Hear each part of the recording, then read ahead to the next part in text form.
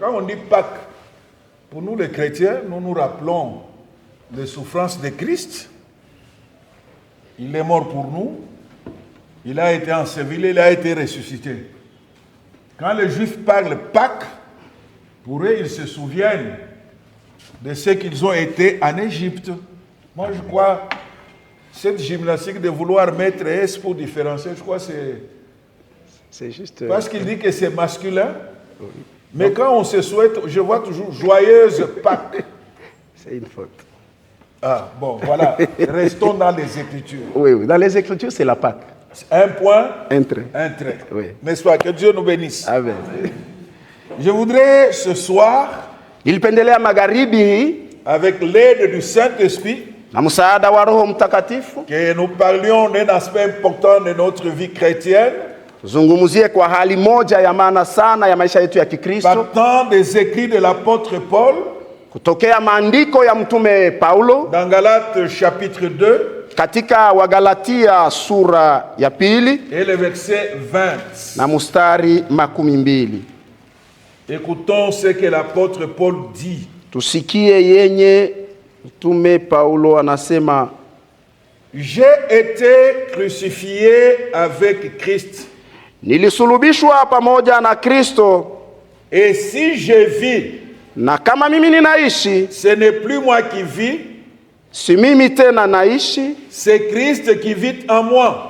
Lakini Kristo anayeishi ndani yangu. Si je vis maintenant dans la chair, kama ninaishi sasa hivi katika mwili, je vis dans la foi au Fils de Dieu, ninaishi katika imani katika mwana wa Mungu, qui m'a aimé, mwenye alinipenda, et qui s'est livré lui-même pour moi. na kujitoa kwa ajili yangu. Le terme vie, ile tamko kuishi, vivre, kuishi, est repris plusieurs fois dans ce verset. inarudiliwa mara mingi katika shairi le même texte, andiko moja moja hii, dans la Bible version Semeur, katika ile tafsiri ya Semeur, il est écrit comme ceci: imeandikwa hivi: ce n'est plus moi qui vis, haiko tena mimi naishi, c'est Christ qui vit en moi.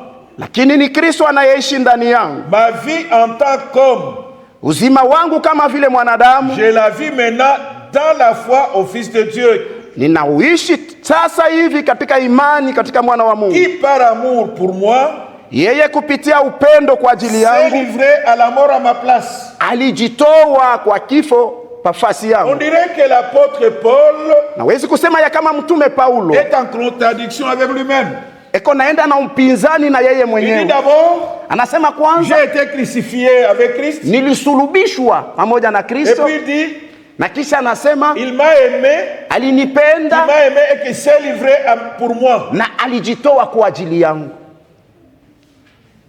Bien-aimés frères et sœurs, wapendwa ndugu na dada, il n'y a pas une contradiction. Hakuna upinzani wowote. L'apôtre Paul, mtume Paulo, au travers de la crucifixion de Jésus, kupitia kule kusulubishwa kwa Kristo, il s'est rendu compte, alitambua par la foi au Fils de Dieu, wa imani katika mwana wa Mungu, quand Jésus était sur la croix, wakati Yesu alikuwa juu ya msalaba, c'était celui qui a été crucifié, maana yake ni yeye alisulubishwa, mais c'est Paul, ni yeye Paulo, je dirais Saul de Tarse, nasema Saulo wa Tarso, qui était crucifié avec Christ. mwenye alisulubishwa pamoja na Au Kristo. fond, si Jésus est mort, Kumbe kama Yesu ce alikufa, n'est pas pour lui qu'il est mort, si kwa ajili yake ce alikufa, n'est pas pour son péché qu'il est si mort. kwa ajili ya dhambi zake alikufa. Dieu l'a fait pécher, Mungu alimfanya kuwa lui dhambi, qui était juste, yeye aliyekuwa mwenye haki, afin que nous devenions ili sisi tuwe justice de Dieu. haki ya Mungu. Donc l'apôtre Paul reconnaît Kumbe mtume Paulo anatambua que par la foi, ya kama kwa imani, pendant que Jésus était crucifié, wakati Yesu alikuwa mwenye c'est kusulubishwa, sa vieille nature qui était en train d'être crucifiée. ni ule umbo wake wa kale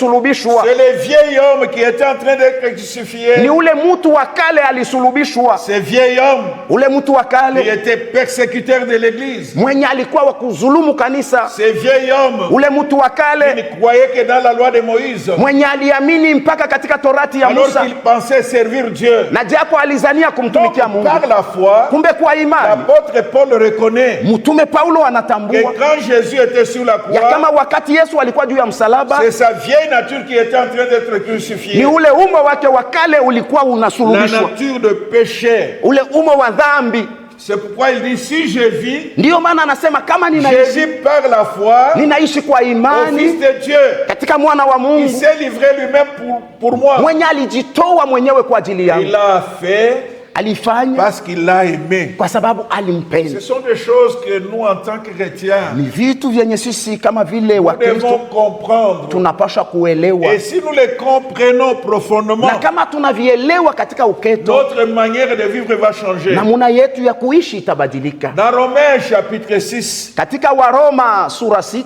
versets 4 à 14, mstari wa 4 mpaka 14, écoutons ce que Paul dit. tusikie yenye mtume Paulo On anasema. reconnaît qu'il a été crucifié à Christ. Paulo anatambua ya kama alisulubishwa, Mais sur la croix, Jésus était seul. lakini juu ya msalaba Yesu alikuwa Donc peke il yake. a reconnu Kumbe alitambua que Jésus est mort ya kama Yesu alikufa à sa place. nafasi yake, Il a pris sa place. alichukua nafasi yake. Jésus a pris ma place. Yesu alichukua nafasi yangu, Comme nous l'avons dit le dimanche kama passé. vile tulisema siku ya Mungu iliyopita. C'est toi et moi Ni wewe na mimi qui méritions la mort, wenye walistahili kifo, qui méritions la crucifixion. walistahili kusulubishwa, Au lieu que moi, pécheur, mahali pa mimi mtenda dhambi je puisse être crucifié, nisulubishwe, mais Jésus a pris ma place. lakini Yesu alichukua nafasi yangu. Est-ce que nous réalisons Nasi kweli la tunatambua profondeur de cela uketo wa hiyo et le degré de l'amour pour Dieu? na hatua ya upendo wa Mungu.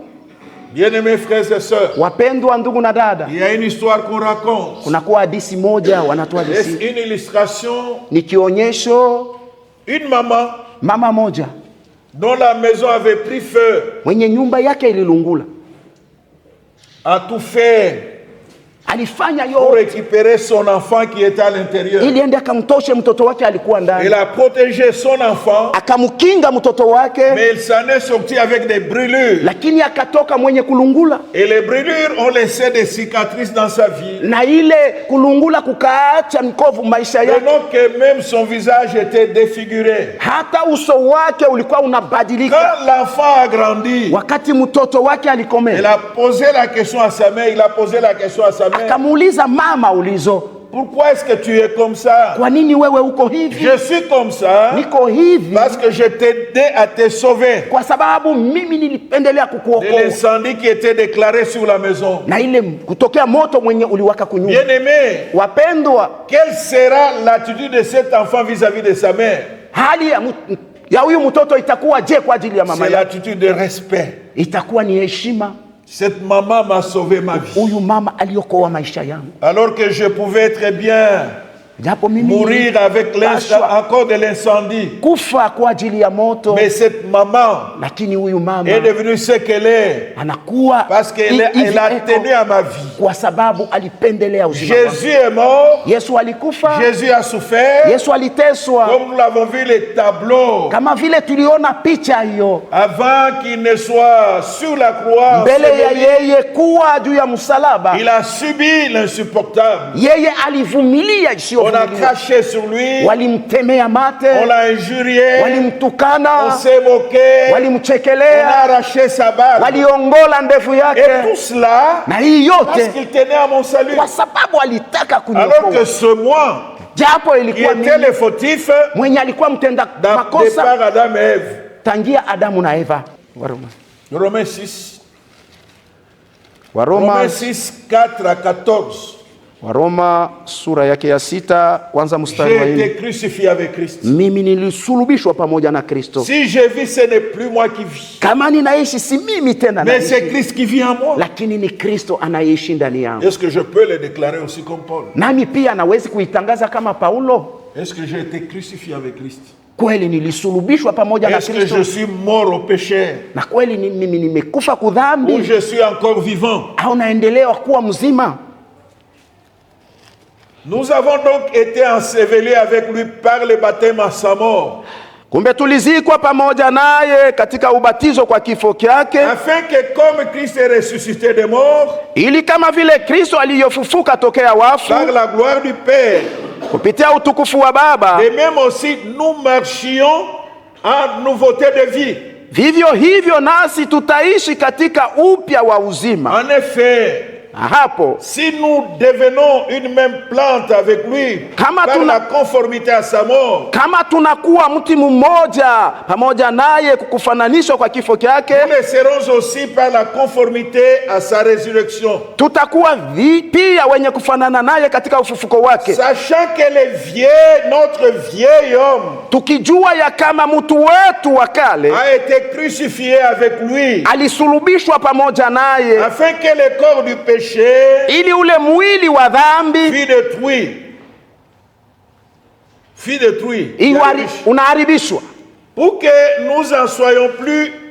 nous ne soyons plus esclaves du péché. ili tusikaje tena kuwa watumwa wa dhambi. Car celui qui est mort est libre du péché. Kwa sababu yule alikufa eko uhuru kutokea dhambi. Donc nous sommes morts avec Christ. Na hapo sisi tulikufa pamoja na Kristo. Nous croyons que nous vivrons aussi avec lui. Na sisi tunaamini ya kama tutaishi tena pamoja naye. Sachant que Christ est ressuscité des morts, tukijua ya kama Kristo aliyefufuka tokea wafu ne meurt plus, hasikufi tena, la mort n'a plus de pouvoir sur lui. Kifo hakina tena na mamlaka juu yake, car il est mort. Kwa sababu yeye alikufa. Et c'est pour le péché qu'il est mort une fois pour toutes. Na ni kwa ajili ya dhambi alikufa mara moja tu. Il est revenu à la vie. Naye alifufuka. Et c'est pour Dieu qu'il vit. Na ni kwa ajili ya Mungu anaishi. Si vous-même, nyinyi wenyewe pia, regardez-vous comme mort au péché, mujihesabie kama wenye kufa kwa dhambi, comme vivant pour Dieu en Jésus-Christ, na wenye kuishi pamoja Mungu katika Yesu Kristo. Et le péché ne règne donc point dans votre corps mortel. Kumbe dhambi isitawale tena katika mwili wenu wa kuharibika. Et n'obéissez pas à ses convoitises. Na musitii tena kutamaa zake. Ne livrez pas vos membres au péché, musitowe tena viungo vyenu kudhambi, des instruments d'iniquité, kama vyombo vya uovu, mais donnez-vous vous-même à Dieu, lakini mujitowe wenyewe kwake Mungu, comme étant vivants des morts que vous étiez, kama waliokuwa hai tokea kifo kwenye mulikuwa, et offrez à Dieu vos membres, na mumutolee Mungu viungo vyenu comme des instruments de justice, kama vyombo vya haki, car le péché, kwa sababu dhambi n'aura point de pouvoir sur vous, haitakuwa tena na mamlaka juu yenu, kwa sababu nyinyi muko non sous la loi, si chini ya sheria, mais sous la grâce, lakini chini ya donc neema. l'apôtre Paul, Kumbe mtume Paulo à ce niveau de l'épître, kwa hatua hii ya barua hii vient encore nous éclairer anakuja tena kutuangazia par rapport à ce qu'il a dit dans Galates. ufatana na ile alisema kwa J'ai été Galatia crucifié avec Christ, ya kama nilisulubishwa pamoja na Kristo, et si je vis, na kama ninaishi, si je vis, ce n'est plus moi qui vis, haiko tena mimi ninaishi, c'est Christ qui vit en moi. lakini Kristo ndani yangu. Et si je vis maintenant dans la chair, Na kama ninaishi katika mwili huu, je vis dans la loi, dans la foi au Fils de Dieu, naishi kwa imani katika Qui mwana wa m'a Mungu aimé. mwenye alinipenda et qui s'est livré lui-même pour moi. na kujitoa mwenyewe kwa ajili yangu. L'apôtre Paul Mtume Paulo dit, nous savons donc anasema tunajua que kumbe nous avons été ensevelis ya kama tulizikwa avec lui par le baptême en sa mort, pamoja naye katika ubatizo afin katika que comme kifo, Christ est ressuscité des morts ili kama vile Kristo alifufuka tokea par la wafu gloire du Père, kupitia utukufu wake de même Baba, nous aussi, na sisi pia nous marchons en nouveauté de vie. tunatembea katika upya wa uzima. L'apôtre Paul, Mtume Paulo par cette déclaration, kupitia tangazo hii en disant qu'il a été crucifié avec Christ, akisema ya kama alisulubishwa pamoja na Kristo, autrement dit, maana yake sa vieille vie, ile maisha yake ya la kale, vieille nature, umo wake wa a kale pris fin au ulimalizika moment où Jésus wakati Yesu était crucifié. alikuwa mwenye kusulubishwa. Est-ce que Na mon ancienne vie maisha yangu ya kale a-t-elle été vraiment crucifiée? kweli kweli ilisulubishwa? C'est par la foi. Ni kwa imani. Quand je crois en Jésus, Wakati naamini Yesu, je crois en sa mort. naamini kwa kifo kyake, Je crois en sa mort. naamini katika kifo Je crois kyake, que comme Christ est mort, na wakati naamini ya kama vile Pour le Kristo alikufa péché, kwa ajili ya dhambi, c'est que moi aussi, kumbe nami pia je suis mort au péché. nilikufa kudhambi. De même, nous aussi, nous marchions en nouveauté de vie. Namuna moja moja sisi pia tunatembea katika upya wa uzima. Ndiyo maana Paulo anasema, ce n'est plus moi qui vis. C'est identifié à Jésus. Paulo alijitaja pamoja na Kristo. Est-ce que je peux m'identifier aussi à Jésus? Nami pia nawezi kumfanana. Est-ce que je peux dire comme Paul? Nawezi kusema kama Paulo que j'ai été crucifié avec Christ. Kama nilisuluubishwa pamoja na Kristo. Ce n'est plus moi qui vis. Haiko tena mimi naishi. C'est Christ qui vit en moi. Ni Kristo anaishi ndani yangu. C'est bien. Ni vizuri. Les gens célèbrent Pâques. Watu wanashangilia Pasaka. Avec tout ce qu'il y a comme cérémonie. Na yote yenye kuwa kama masherehe. Les uns c'est une véritable grande fête. Wengine ni sherehe kubwa, karamu mkubwa. Sommes-nous crucifiés avec Christ? Na kweli tulisulubishwa pamoja na Kristo. Par la foi. Kwa imani. J'ai cru en Jésus. Nilimwamini Yesu. Mais est-ce que je suis mort au péché? Kweli kweli nimekufa kudhambi. En effet, nous sommes devenus une même plante. Tunakuwa mti mmoja avec lui naye par la conformité à sa mort. Kufanana naye katika kifo chake. Nous le serons aussi takuwa pia par la conformité à sa résurrection.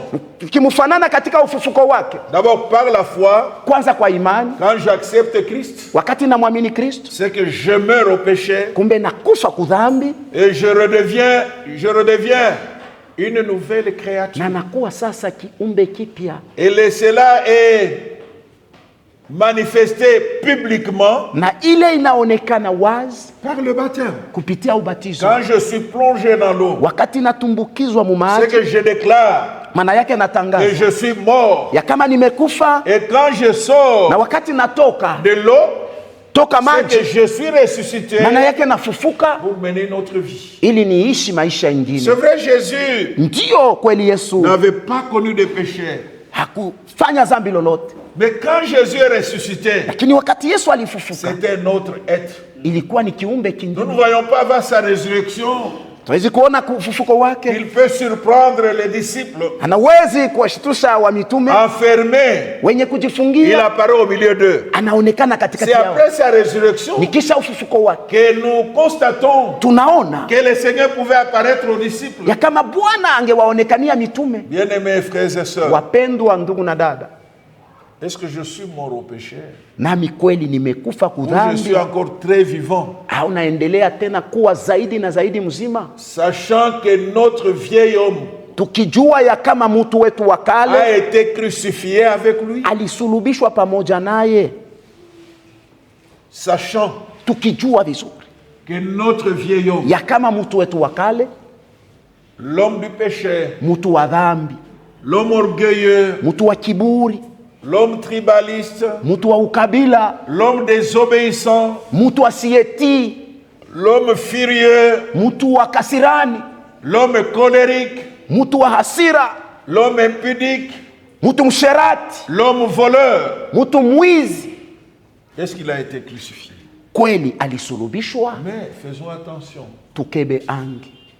Il y a des païens qui ne volent pas. Kuna kwa wapagani pia hawaibi. Il y a des païens qui sont fidèles à leur mari, à leur femme. Kuko wapagani ni waaminifu kwa wake wao. Il y a des fidèles, des païens. Kuko wapagani, je dirais qu'ils sont bons. Nasema weko wema. Est-ce pour autant? Na ni kwa ajili ya hiyo ils ont été crucifiés avec Christ. Walisulubishwa pamoja na Kristo. Ce n'est pas leur bonté. Hauko wema wao. Ce n'est pas leur droiture. Hauko usawa wao. Ils peuvent faire d'eux inawezi kuwafanya wao les enfants de Dieu. Kuwa watoto wa Mungu. Parce qu'ils ont en eux kwa sababu wako ndani yao cette nature pécheresse ile umo wa dhambi qui a été héritée d'Adam et Ève. Mwenye tuliriti tokea Adamu na Eva. Il leur faut aussi donner la vie à Christ. Inabidi pia nao watoe maisha yao par la foi. Nao kumbe kupitia imani meurt au péché. Wanakufa kudhambi. Sachant que notre vieil homme tukijua ya kama mtu wetu wa kale a été crucifié avec Christ. Alisulubishwa pamoja na Kristo. Et que le corps de péché fut détruit. Nao mwili wa dhambi uliharibishwa. Nous ne soyons plus esclaves du péché. Ili tusikaje tena kuwa watumwa wa dhambi. Nous devenons une même plante avec Jésus. Kumbe tunakuwa mti mmoja na yeye. Donc ma vie se confond avec celle de Jésus. Kumbe maisha yangu inambatana na ile ya Yesu. Après que Paul kisha Paulo ait donné sa vie à Christ,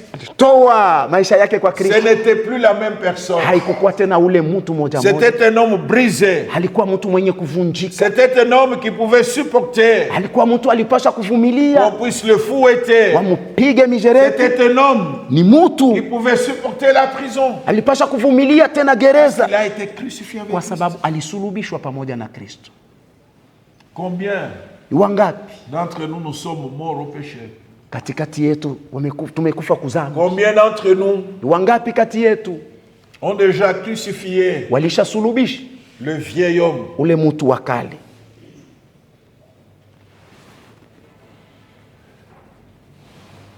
Or, car celui qui est mort est libre du péché. Kwa sababu yule alikufa yeko uhuru kudhambi. Prenons cette mort de manière physique. Ebe kwanza ile kifo kwa kimwili. Quelqu'un qui aimait mtu mwenye alipendelea le pizza. Pizza. Il se battait de son vivant, il devait manger le pizza. Alikuwa anajipikanisha paka akule pizza. Maintenant qu'il est mort, sasa hivi anakufa, vous pouvez lui apporter le pizza. Unawezi kumuletea ile pizza. Je sais pas, on parle en termes de saison, le pizza.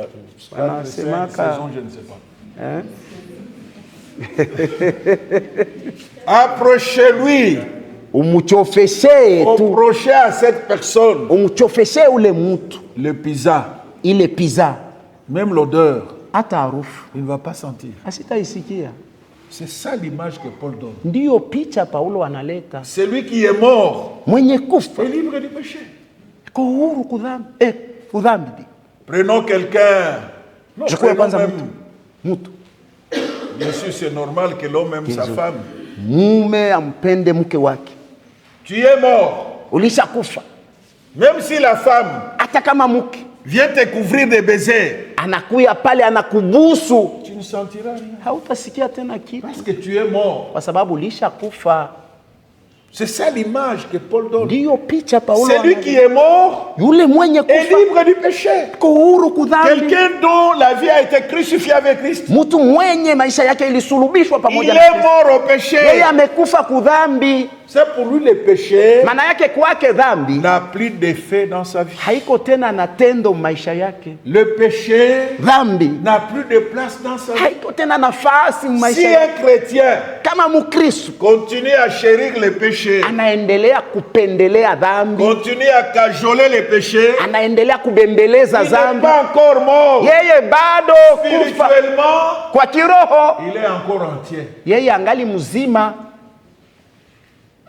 Ça c'est cette réalité. Ndio ule ukweli que Paul nous montre, que celui qui est mort. Paulo anatuambia ya kama mwenye kufa yeye ko huru kudhambi. En tant qu'enfant de Dieu, sisi kama vile watoto wa Mungu, Jésus est mort pour nous. Yesu alikufa kwa ajili yetu. Il a été fait péché pour nous. Yeye alifanya dhambi kwa ajili yetu. Nous sommes sommes libres de péché. Sisi tuko huru kudhambi. Nous ne devons plus être esclaves de péché. Hatuwezi tena kuwa watumwa wa dhambi. Sachant que notre vieil homme tukijua ya kama mtu wetu a été crucifié avec lui, alisulubishwa pamoja naye, afin que le corps du péché fût détruit, ili mwili wa dhambi uharibishwe, pour que nous soyons plus esclaves du péché. Tusikaje kuwa tena watumwa wa dhambi. Bien-aimés, wapendwa, si nous sommes encore esclaves du péché, kama tunaendelea kuwa watumwa wa dhambi, nous sommes encore esclaves, tungali watumwa, c'est que nous ne sommes pas encore morts spirituellement. Manake bado hatujakufa mkiroho. Il y en a qui pêchent comme s'ils buvaient de l'eau. Kuko watu wako natenda dhambi kama wako nakunywa maji. Il y en a qui trouvent que pécher, kuko wengine wanazania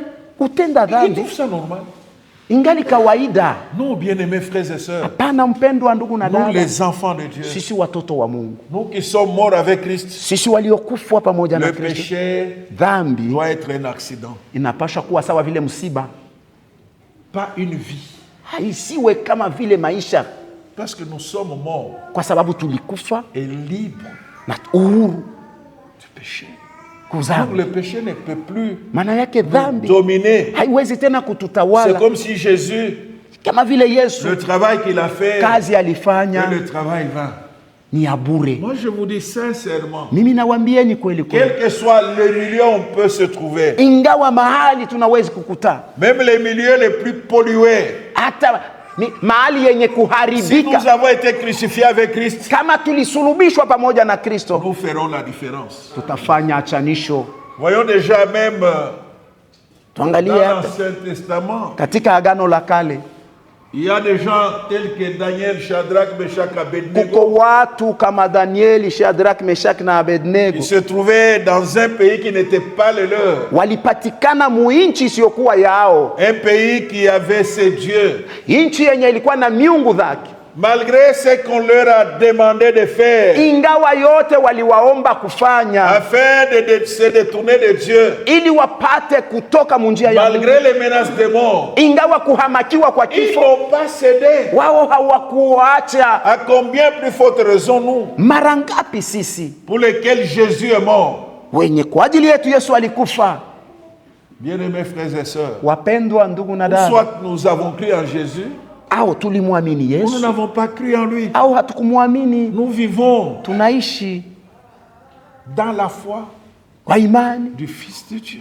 katika mwana wa Donc Mungu. nous dépendons totalement de lui. Kumbe sisi tunategemea tu mpaka La yeye. mort de Jésus Kifo chake et Yesu sa résurrection na ufufuko wake doivent avoir un impact dans notre vie. inapaswa kuwa na tendo pa maisha yetu. Il faut qu'il y ait un impact. Inabidi kuwe tendo, Des indices convaincants. vionyesho vya Je ne kuhakikisha. peux pas prétendre Siwezi kusema que je suis mort ya kama et nimekufa libre du péché, na uhuru que kudhambi, j'ai été crucifié avec Christ. kama nilisulubishwa pamoja naye Kristo, Mais bagarre tous les jours avec les collègues au service. lakini mavita kila siku na watendakazi pamoja na mimi, Bagarre tous les jours dans la maison. vita kila siku munyumba. Non, bien-aimés frères et sœurs. Hapana, mpendwa ndugu na dada, Ce que Paul a déclaré, yenye Paulo alitangaza qui est si profond, iliyokuwa ya uketo sana, nous devons le vivre. tunapasha tuiishi. Paul est devenu un autre homme. Paulo alikuwa sasa mtu mwingine, C'était un changement radical. ilikuwa ni mabadiliko ya uketo. C'est vrai, Ndiyo nous savons que tunajua ya kama la sanctification, utakaso, la vie de sanctification, elle est progressive. maisha ya utakaso ni mwenendo, Mais on doit voir qu'elle est progressive. lakini tunapasha kuona ya kama mko maendeleo, Parce que ce n'est pas concevable kwa sababu haielewiki. que chaque fois que je dois me repentir, Kila mara napasha kutubu, je me repens toujours des mêmes péchés. niko na tubu mpaka ile maneno moja Non, moja, c'est pas normal. haielewiki. Mungu wangunihurumie. Oh Dieu, pardonne-moi. Mungu wa Kishilani. Oh, je suis colérique. Mungu wa Kibengo. Oh, j'ai 2 jours insulté. après, la même prière. masiku mbili kisha Non, mpaka bien maombi aimé, moja l'œuvre moja. de la croix.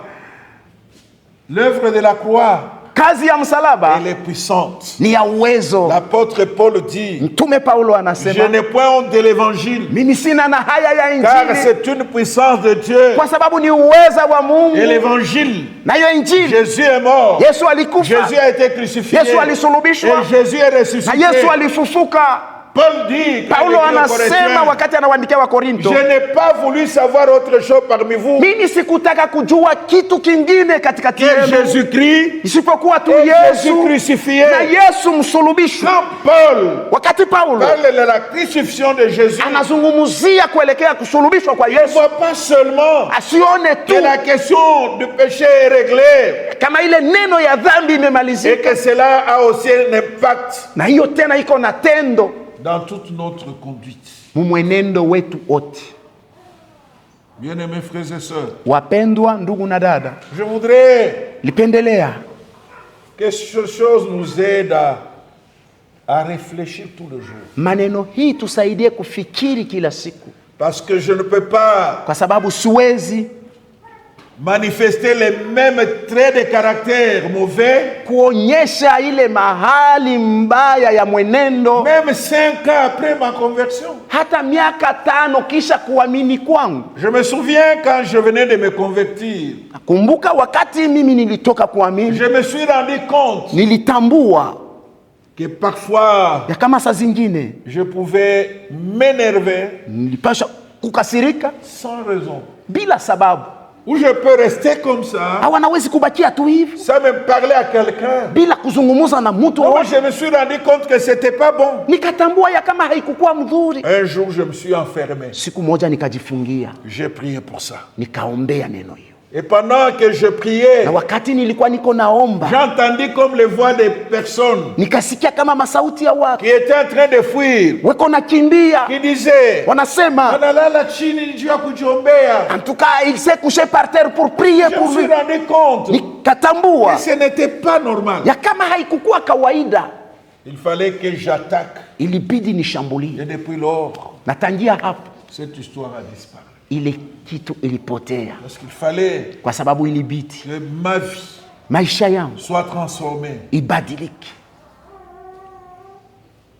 Et si nous sommes morts avec Christ, Na kama tulikufa pamoja na nous yeye, croyons que nous vivrons aussi avec lui. tunaamini ya kama tutaishi tena pamoja naye, Sachant que Christ est ressuscité, kijua ya kama Kristo les mfufuka morts ne meurent plus. tokea wafu hasikufi La tena, mort n'a plus de pouvoir sur lui, c'est vrai, nous l'avons vu. kifo hakina tena na mamlaka juu Quand yake. Jésus est ressuscité, Wakati Yesu il n'y alifufuka, a plus personne qui a mis la main sur lui hakuna hata mtu mmoja tena aliweza pour le kumkamata tuer. Christ qui ili est amuue. mort, Kristo mwenye qui est alikufa ressuscité, ne meurt plus. na mwenye anafufuka hawezi kufa Les tena. mêmes personnes Wale watu moja moja qui l'avaient arrêté wenye walimkamata pour le crucifier juu ya étaient kumsulubisha encore en vie. walikuwa wangali wazima. Mais qu'est-ce qui fait qu'ils n'ont plus arrêté? Ni nini ilifanya Parce que wasimkamate tena? Christ est ressuscité, Kwa sababu Kristo il mfufuka ne meurt plus. hawezi kufa tena. Nous aussi, par la foi, Sisi pia kwa imani nous sommes morts, nous tulikufa, sommes devenus libres tunakuwa uhuru des péchés. tokea dhambi. Nous avons cette espérance Tuna ile tumaini que nous régnerons ya éternellement kama tutatawala milele avec Jésus. pamoja na C'est Yesu. pourquoi nous avons cette vie éternelle. Ndio maana tuna ule uzima wa La milele. mort pour nous les chrétiens Kifo kwetu sisi wa Kristo n'est qu'un passage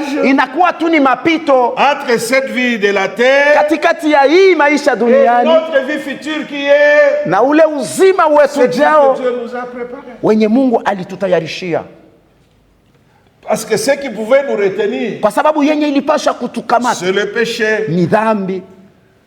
Ce qui pouvait nous retenir Ile ilipasha kutuzuiza pour ressusciter et vivre éternellement avec Christ, ili tufufuke na kuishi milele na c'est Kristo le péché. ni dhambi, Et lui est venu régler cette question. naye alikuja kumaliza ile neno, Car il est mort. kwa sababu yeye alikufa Et c'est pour le péché qu'il est mort. na ni kwa ajili ya dhambi Une alikufa fois pour toutes, mara moja tu, il est revenu à la vie. na akaishi, Et c'est pour Dieu qu'il vit. na ni kwa ajili ya Mungu anaishi. Paul dit, Paulo anasema, revenons dans Galates, turudie katika Wagalatia, et c'est pour Dieu qu'il vit. na ni kwa ajili yake Mungu anaishi, Comme c'est pour Dieu qu'il vit, na kwa sababu wako en naishi kwa ajili yake. conséquence, Tukio ceux qui sont morts avec Christ par la foi, wenye walikufa pamoja na Kristo kwa imani, ceux qui ont été crucifiés wenye walisulubishwa avec Christ, pamoja naye ce Kristo, n'est plus pour eux-mêmes qu'ils vivent, si kwa ajili yao wenyewe Ils vivent wanaishi, pour Dieu, wanaishi kwa ajili ils vivent pour yake le Seigneur Mungu, Jésus. wanaishi kwa ajili ya j'ai Bwana été Yesu. crucifié avec Christ. Mimi nilisulubishwa pamoja Et na si Kristo, je vis, na kama Ce ninaishi n'est plus moi qui vis, si mimi tena, mais c'est Christ qui vit en moi. lakini ni Kristo anaishi C'est ndani Christ qui yangu, vit en moi. ni Kristo anaishi ndani yangu. Si je vis maintenant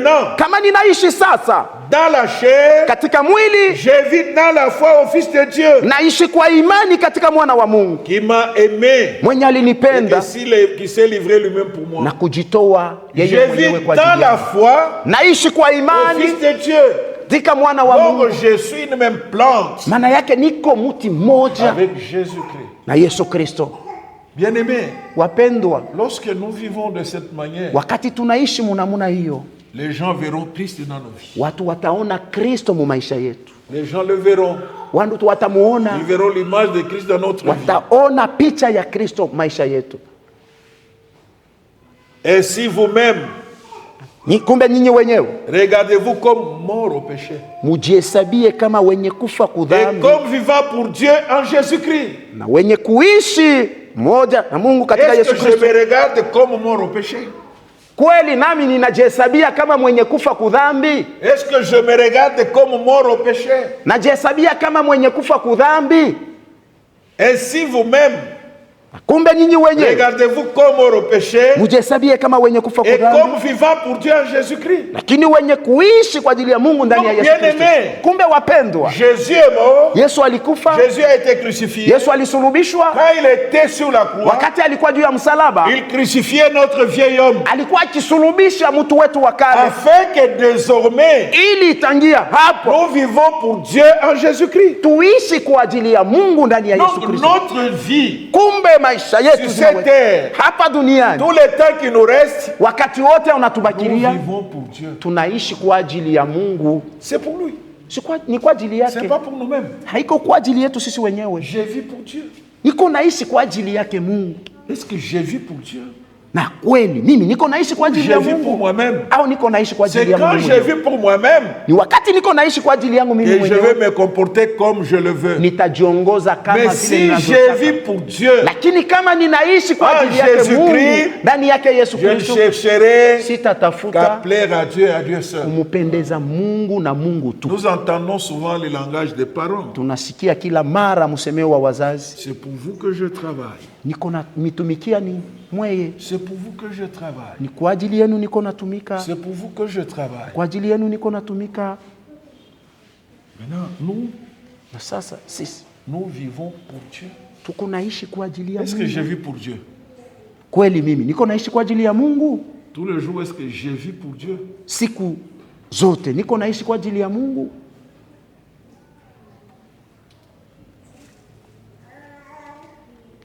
Ainsi vous-même, Kumbe ninyi wenyewe regardez-vous comme mort au péché mjihesabie kama wenye kufa et kudhambi, comme vivant pour Dieu na sasa wenye kuishi kwa ajili ya Mungu en Jésus-Christ. ndani ya Yesu Kristo. Bien-aimé, Wapendwa, lorsque quelqu'un est conscient wakati mtu ana dhamiri yote qu'il vit pour Dieu, ya kama iko naishi kwa ajili ya il Mungu, ne fera que ce qui plaît à Dieu, atafanya mpaka yenye kumpendeza Mungu, pas ce qui est plaît aux hommes. haiko yenye kuwapendeza Regardons watu. même le premier disciple.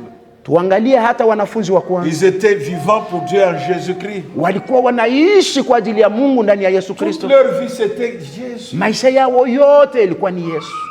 Je dirais même qu'ils respiraient Jésus. Nawezi kusema hata kama walikuwa wakimpumua Yesu, Parce que nous ne nous appartenons plus à nous-mêmes. kwa sababu hatuko tena wetu sisi Jésus est wenyewe. mort pour nous. Yesu alikufa kwa ajili yetu, Il a fait de nous kutufanya sisi des fils et des filles de Dieu wana na mabinti ya Mungu, pour que nous vivions pour lui. ili tupate kuishi kwa ajili yake.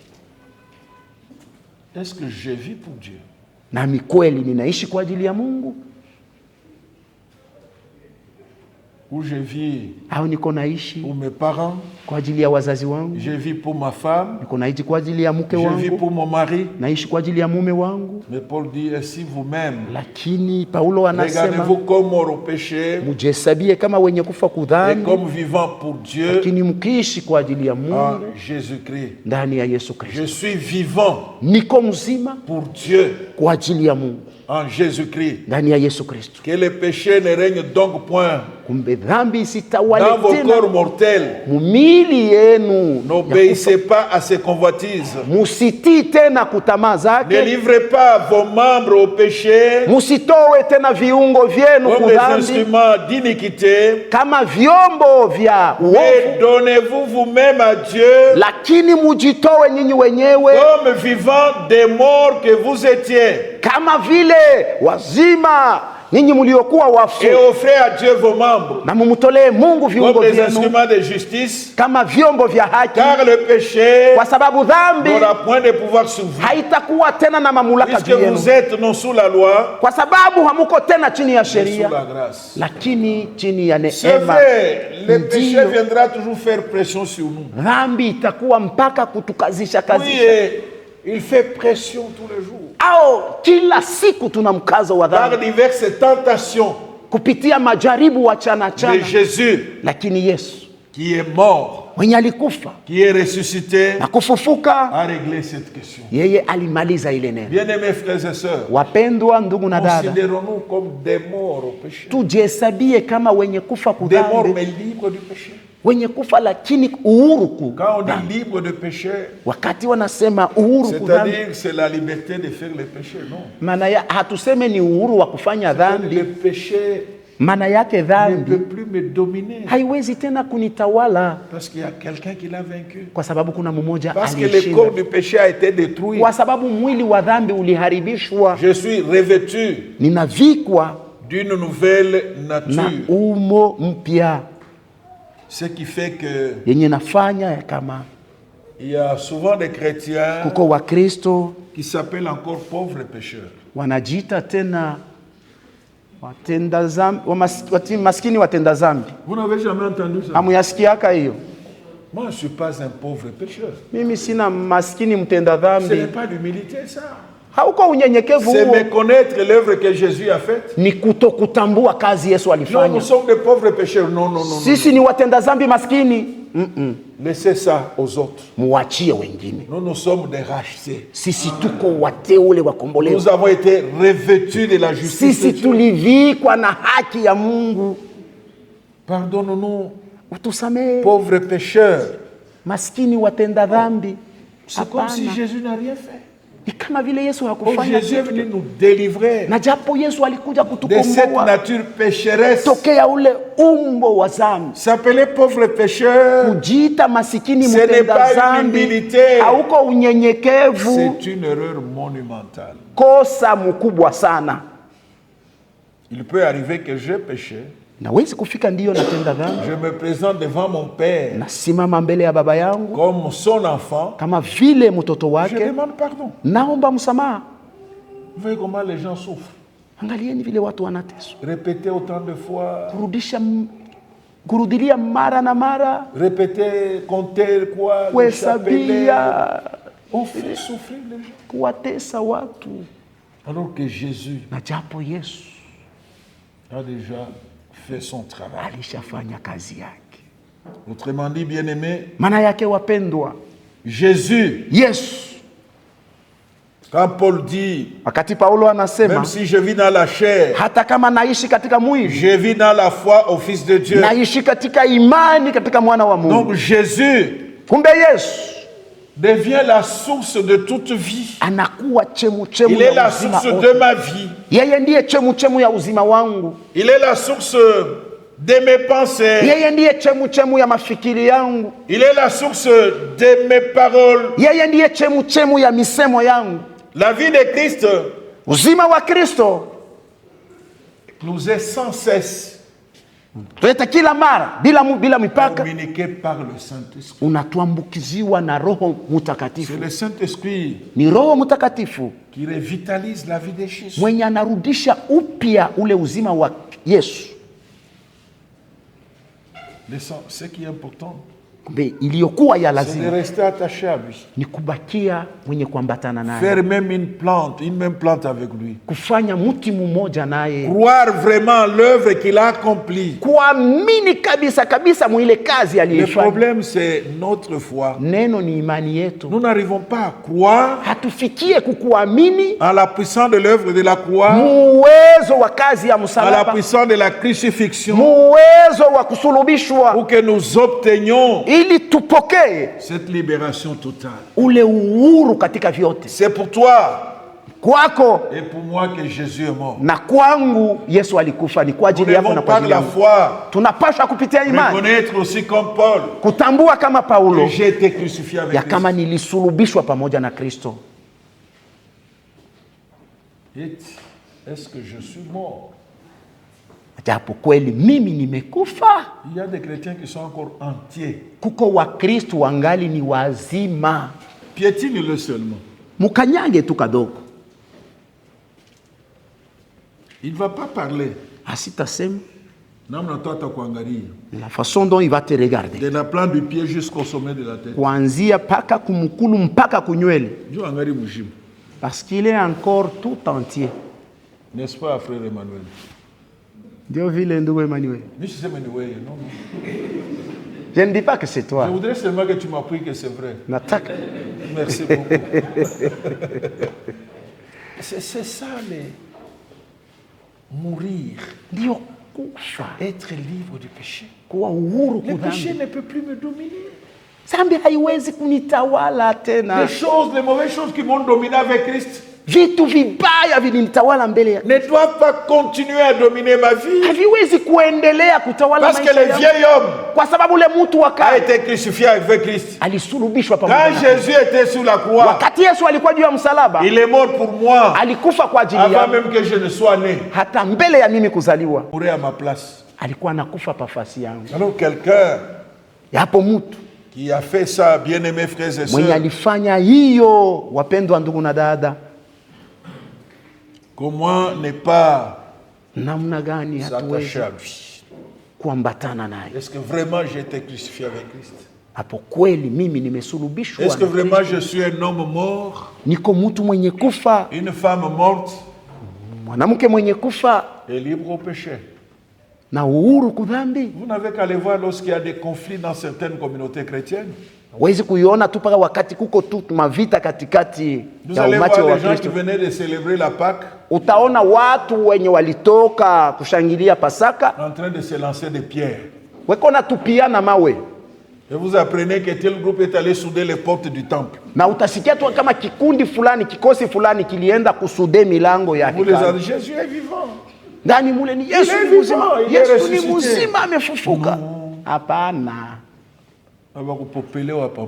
Donc ceux-là, ils n'ont pas été crucifiés. Nous n'avions pas besoin d'être avec Jésus sur la croix. Hatuhitaji kuwa pamoja na Yesu pa Ce dont msalaba. nous avons besoin, Yenye tunahitaji c'est de croire en lui, ni kumwamini dans yeye cette œuvre qu'il a accomplie. katika ile kazi aliyoitimiza, Et nous allons voir na tutaona comment notre vie namna gani maisha yetu va changer. itabadilika.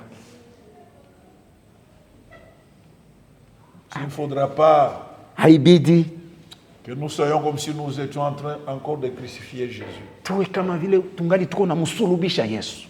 Il est déjà mort une fois pour toutes. Alishakufa mara moja tu Parce qu'il nous a aimés. kwa sababu alitupenda. Croyons en cette œuvre. Tuamini kazi Faisons-lui hiyo, confiance. tumtumainie Parce que le Seigneur yeye. Bwana veut nous utiliser puissamment. anataka kututumia kwa uwezo. Le Seigneur Bwana veut faire de chacun anataka kufanya kila son mmoja wetu instrument.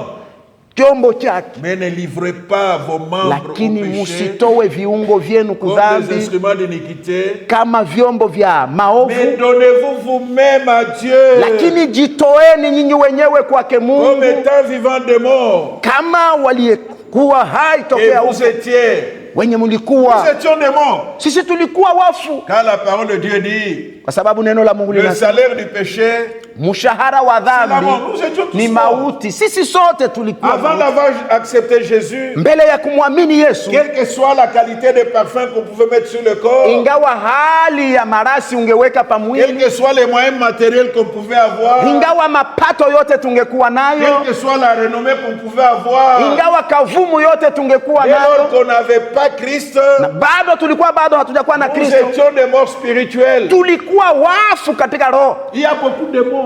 Kuko wafu wengi, Nous vivons avec beaucoup de cadavres tuko naishi na maiti mingi, qui roulent dans des voitures, wenye wanatembea katika magari, devant lesquels même nous nous inclinons quand ils passent. hata mbele yao tunainama wakati wanapita, Mais des morts spirituels. lakini wafu katika kiroho. Mais nous sommes des vivants. Lakini sisi tuko wazima. Donc, bien-aimés, Kumbe wapendwa,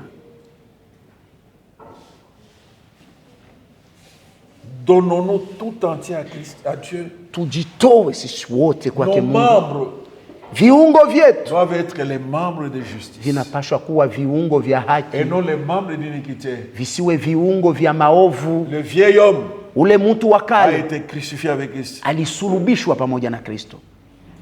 Il y a même un cantique qui le dit, Kuko hata wimbo moja unasema, et si je vis, kama ce ninaishi n'est plus moi qui vis, haiko tena mimi c'est ninaishi, Christ qui vit en moi. lakini ni Kristo anaishi ndani yangu. Est-ce que Christ vit en moi? Na kweli Kristo anaishi ndani Est-ce que yangu. je suis une même plante avec Christ? Mimi ni mti mmoja na Kristo. Est-ce que je suis une nouvelle créature? Mimi niko kiumbe kipya. On a vitu vingine qu'on est toujours Vous voyez, certaines choses qui nous dérangent, kudambula tulitoka. du sang d'où nous venons. Donc il y a d'autres qui continuent à conserver ce sang-là d'origine. Donc quand tu vois seulement son orgueil là, tu dis, celui-ci là, origine. Il y a des gens dont on peut déterminer la tribu juste par le comportement. Sans même connaître son nom. C'est un flamand. Huyu ni flamand. C'est un wallon. Huyu ni wallon. N'est-ce pas ma sœur ici?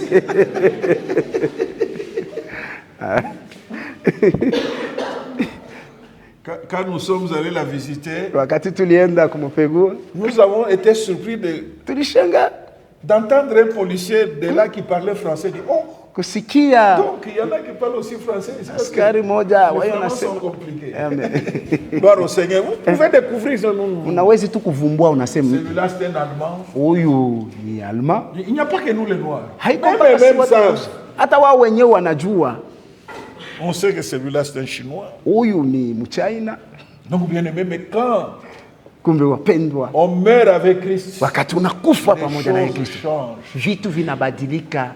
Je ne suis plus lié à la loi de ma coutume. Mimi siambatane tena na sheria ya kiasili. Si vous voyez même pendant les cérémonies de dot, ndio pale utaona hata katika sherehe ya mando. Mchungaji, mais c'est vrai qu'il y a quoi tu ni qu'il y a quoi toi? Oui, c'est vrai, nous devons respecter la coutume. C'est compliqué. On garde toujours kuchunga paka un peu de chez nous là. Kaloko kakwetu. Parce qu'on n'est pas totalement mort. Kwa sababu bado hatujakufa sisi. Notre prière, maombi yetu, que Dieu nous aide. Mungu atusaidie. Nous voulons être des vrais chrétiens. Tunataka kuwa wakristo wa kweli. Il suffit pas seulement de célébrer Pâques, ili mpaka kushangilia Pasaka, lakini est-ce que j'ai été crucifié? Kweli nilisulubishwa. Comme Paul l'a reconnu. Kama vile Paulo alitambua. Est-ce que mon vieil homme a été crucifié? Mtu wangu wa kale alisulubishwa. Est-ce que je crois à l'œuvre que Jésus a accomplie? Mimi ninaamini mwile kazi Yesu alitenda. Il peut transformer ma vie. Inaweza kubadilisha maisha yangu. Et que le Saint-Esprit revitalise tout le jour. Na Roho Mtakatifu anarudisha upya kila siku. Dieu nous bénisse. Mungu atubariki kupitia neno hili. Alléluia. Amen. Tembe tena. Les gens qui se sentent toujours coupables. Kuko watu wanajikuta mpaka wenye kuhukumiwa. Hapana. Soyons libérés. Tuwe uhuru. Si nous devons nous repentir des péchés, kama tunapaswa kutubu dhambi, c'est celle que nous commettons par la suite des temps. Ni ile tulifanya mwenda masiku. Ce qui est passé est passé. Lakini ile ilipita ilishapita. Quand le fils prodigue est rentré chez son père, wakati mwana mpotevu alirudia kwa baba yake, il est devenu une nouvelle créature. Alikuwa sasa kiumbe kipya. Les choses anciennes sont passées. Vitu vya kale vilipita. Il ne pouvait plus revenir. Angerudilia tena. Si la vie misérable qu'il avait. Kuile maisha ya ole alikuwa nayo.